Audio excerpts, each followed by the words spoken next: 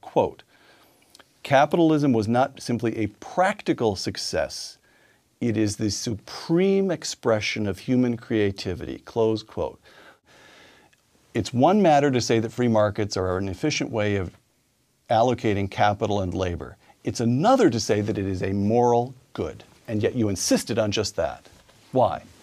Because I thought that Ayn Rand was a big influence on me, as she was on Paul Ryan, and Ayn Rand devoted her last speech at the Ford Hall Forum in Cambridge to attacking wealth and poverty and its thesis that capitalism was ultimately altruistic. And it seems to me that this is precisely true, that capitalists, when you consider them, they have to begin with an imaginative response to the needs of others. They have to forego their own consumption and save in order to assemble resources to deploy for a process, the outcome of which is determined not by themselves, but as Peter Drucker identified. The great management guru. Yeah, the great management guru saw that companies are dependent on customers and investors, and neither of them are under the control of the entrepreneur himself. The entrepreneur has to collaborate with others. The entrepreneur follows the golden rule. He wants others to succeed. Any business is completely dependent on the successes of all the other businesses around them. We've seen a lot of greed in the crony capitalism of the last several years that brought down the global economy. Greed leads as by an invisible hand to an ever-growing welfare state, to socialism, not to capitalism. They seek comfort and security first. They collaborate with government to get special privileges and seats at the trough. Highly paid bankers who had a lot at risk and a lot to gain somehow failed in the most elementary duties of competence. Why? Why isn't that a failure of capitalism? It's a failure of these bankers and their orientation toward Washington and their capitulation to these requirements, the whole subprime development. It was really the usurpation of crony capitalism of real capitalism, and it ultimately failed. Barney Frank and Chris Dodd were vehement advocates of the impregnability of Fannie and Freddie that were, let me quote this, crucial forces in creating this catastrophe. Wealth and poverty, quote, on the wrong side of the trade. Yeah. The financial trades taking place in 2008. The buyers of bad mortgages and filigreed bonds were most of the world's central banks, the World Bank, the International Monetary Fund, Fannie Mae and Freddie Mac, Citicorp, Merrill Lynch, Deutsche Bank, and Bank of America. All commanded easy access to government funding and safety nets. In the great banks, any actual knowledge of the details of the securities they held and the risks they ran was entirely divorced from the administrative and bureaucratic power at the top, close quote. Yeah. So somehow or other, I put it to you to see if I've got it right. Yeah. The financial crisis of 2008 is not a failure of capitalism, but of some kind of sclerotic, symbiotic, and basically in one way or another corrupt establishment of big finance and big government. That's what I think. And so we should have just let them all go down? Bear Stearns should have been permitted to go down. Yeah, it was right to let Lehman go down. And their assets would have been redeployed in better ways, and the economy would have recovered a lot quicker, as we have much experience over the years of economies turning around quickly when the crucial afflicted parts of them fail. Post-World War II was, according to the Keynesians, was going to be the biggest crisis of dislocation and unemployment that any economy had ever faced.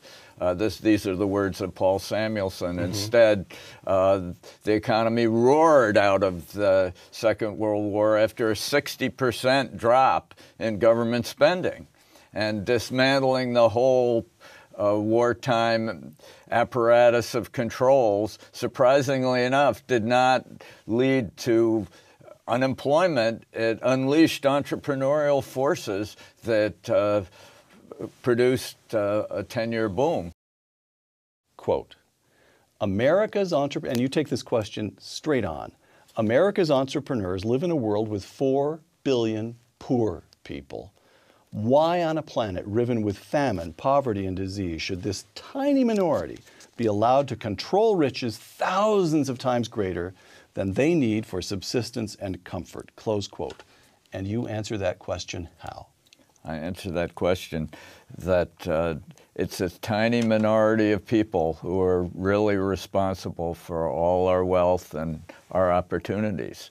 And I recently wrote a book called The Israel Test that identified one particular group of them, Jews, in America and around the world, have hugely outproduced their own numbers and have made absolutely vital contributions to global welfare and prosperity. And the entrepreneurs of America are precious, and they change. This doesn't mean we support any particular cohort of entrepreneurs. It doesn't mean we enshrine them in Washington and give them special privileges, which is what Obama's idea is. He takes all the people who are mostly responsible for the financial crash and puts them in the Treasury and exalts them and exalts their powers. He subsidizes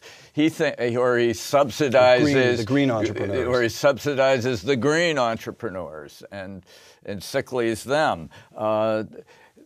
Entrepreneurial capitalism works because it's always surprising which people are going to actually create the crucial innovations that unleash wealth and opportunity. And if you prejudge it, and if you try to capture the yields and redistribute them by government, the whole process is stifled. So, all right.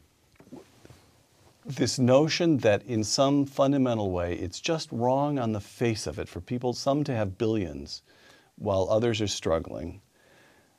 And you write as follows. I was struck by this quotation, again in Wealth and Poverty. Far from being greedy, America's leading entrepreneurs, we might as well simply rewrite that billionaires, not all of them, but the ones who've made their own money, cannot revel in their wealth. They cannot revel in their wealth because most of it isn't liquid.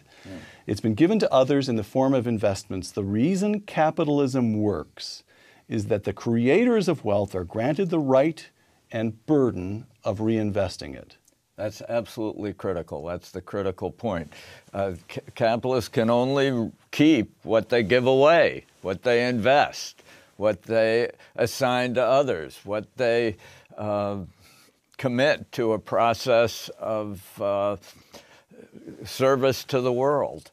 And that's the secret of capitalist success, that the same people who prove by previous entrepreneurial experiments that they're capable of creating wealth get to control the next phase of investment. The socialist wants to benefit from the entrepreneur's success and then take the capital away and deploy it for some government purpose. But that thwarts the information process that is which is actually critical to the success of any economy. It's dependent on creativity, which always comes as a surprise to us.